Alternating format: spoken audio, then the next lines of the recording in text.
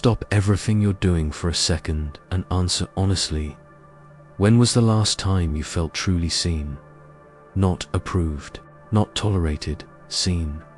When someone looked into your eyes and recognized, without masks or filters, who you really are. If that question gave you a chill, you're not alone. Most of us spend our lives building acceptable versions of ourselves.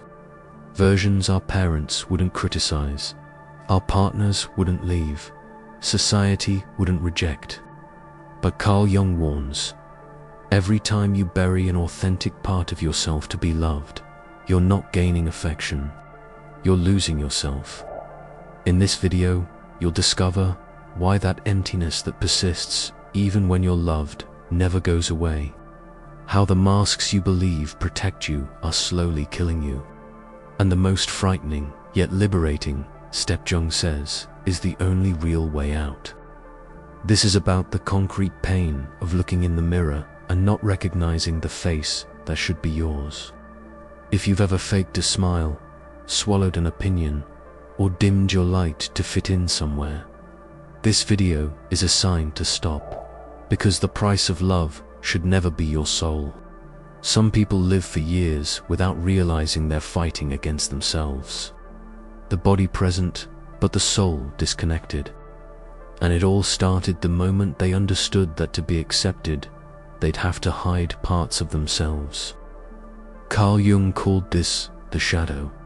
It's not a mystical idea. It's real. It's everything you've repressed to fit in.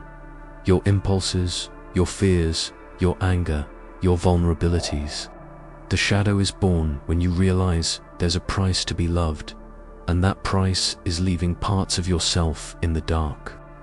You wanted to be accepted, so you learned to smile when you were angry, to say, "I'm fine" when you wanted to scream, to agree to avoid abandonment. This didn't happen once or twice. It was a silent, constant process, as if, little by little, you were erasing your own voice. And the cruelest part is that, on the surface, you function. You work, you talk, you even laugh at parties. But inside, there's a discomfort that won't go away. A feeling that something's missing. And something is, you're missing. Many people think the shadow is just the bad stuff we carry. But Jung was clear. It also holds what is most powerful in us, that which was repressed, a talent that wasn't welcomed, an opinion that was censored, a desire that was labeled wrong. It's all there, stored, pressuring, wanting to exist. Now think, how many times have you acted a certain way just to avoid disappointing someone? How many times have you swallowed your opinion to keep the peace? That's active shadow, and it shows up sooner or later. In anxiety attacks, sudden outbursts, in decisions you don't even understand why you made. Ignoring the shadow is like leaving a pressure cooker forgotten on the stove. It explodes eventually, and almost always in relationships, because that's where we try the hardest to appear as something we're not. But there is no healing without confrontation. What you hide is exactly what needs to be seen. Not to get rid of it, but to integrate it. Because it's in that process that you begin to feel whole. And when you understand that, you start to realize that it's not just the shadow you've created. There's also a mask, a character you wear every day to survive. Let's talk about it now. There is a version of you that you created for the world. It has a way of speaking, a way of dressing, more agreeable opinions and acceptable behaviors. This version didn't appear out of nowhere. It was built based on what you understood you needed to be loved, respected, included. Jung called this the persona, the social mask. This mask isn't necessarily fake. The problem is when it becomes the only face you show, when you forget where the character ends and where the true self begins. The persona is born out of the need to coexist. No one goes through life showing everything they feel or think all the time, and they shouldn't. But when you live only to maintain that image, you start to sacrifice who you truly are. And that's when the mask becomes a prison. Maybe you've become the reliable one, the nice one, the funny one, the strong one. And those images have come to define you so much that, in silence, you've asked yourself, and if I'm not like this, will they still like me? That doubt eats away at you. Because living as the persona is living in constant fear of being found out. It's carrying the anxiety of keeping a character active, even in the moments when all you wanted was to let your guard down. Remember that time you were emotionally exhausted, but still smiled because you didn't want to worry anyone, or when you pretended to be confident while inside you were falling apart. That's the persona in action. A defense mechanism that protects you from judgment, but also distances you from authenticity. And the more you identify with that mask, the further you drift from your truth. The pain is subtle but persistent. You feel like you're never whole anywhere, not with others, not with yourself. And the hardest part, when the love you receive is directed at that persona, you can't believe it's real. Because deep down you know that what's being loved isn't you, it's the role you've learnt to play. That's where the real emptiness begins. When recognition comes, but doesn't fill you. When praise doesn't warm you, because what was accepted wasn't your essence, but the disguise. Living like this comes at a high cost. You may smile on the outside, have an apparently right life, be surrounded by people, and still feel a haunting emptiness. A kind of existential fatigue, as if something inside you knows you're in the wrong place, even when everything seems to be as it should. That is the price of suffering. When you live trying to please, trying to be what's expected, trying to always be pleasant, useful, controlled, something inside you begins to die. And it has a name: anxiety, depression, insomnia, apathy, symptoms of a body carrying the pain of a suffocated soul. Self-denial doesn't happen all at once. It settles in gradually. You say yes when you want to say no. You tolerate what hurts you. You blame yourself for feeling what you feel. With every choice against yourself, you move further from your center. And, over time, you begin to not know who you are anymore. Many people only realize how lost they are when they can no longer find joy in anything. When the routine becomes unbearable. When Sunday night brings unexplained anguish. Or when they're in front of someone who loves them, but they still feel alone. Because there's no point in being loved if the love you receive demands that you erase yourself. External approval means nothing if, internally, you're absent from yourself. The price always comes due. And the cruelest part is that, by living like this, you start to doubt your very ability to be loved as you really are. You believe that if you show everything, you'll lose. That if you tell the truth, you'll be rejected. So you stay in the cycle. You keep the mask on. You silence the pain. And the hole deepens. But there is a limit. There always is. And when that limit is reached, no distraction works anymore. The body cries out for help. The mind fragments. And you realize you can't keep betraying yourself. That's when many ask, how did I get here? The answer lies in every small choice made against yourself, in every act of self-abandonment, in every relationship maintained only out of fear of being alone. If you look closely, you'll see that much of what hurts you today comes from what you project onto others. From the expectation that someone outside of you will fill what you yourself have left empty. It's time to understand this, to look at relationships as mirrors. We enter a relationship believing we'll finally feel complete, that the other person will heal what's wounded, validate what no one has ever recognized, offer the love that's always been missing.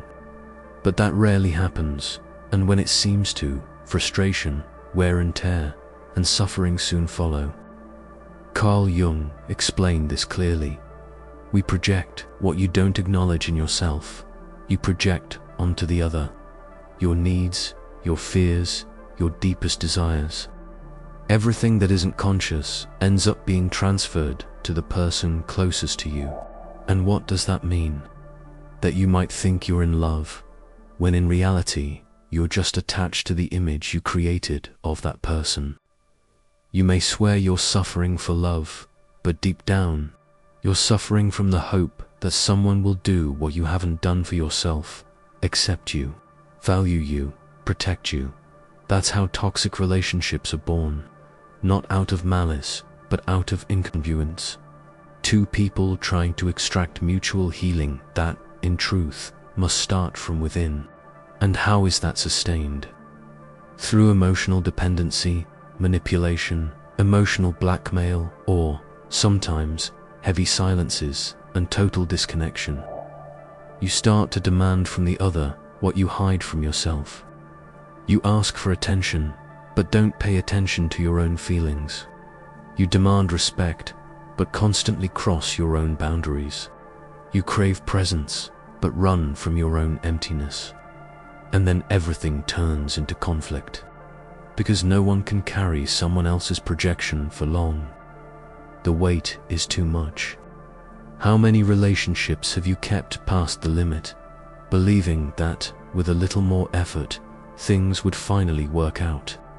How many times have you ignored clear signs of disrespect, just because you thought if you kept trying, you'd prove yourself worthy of love?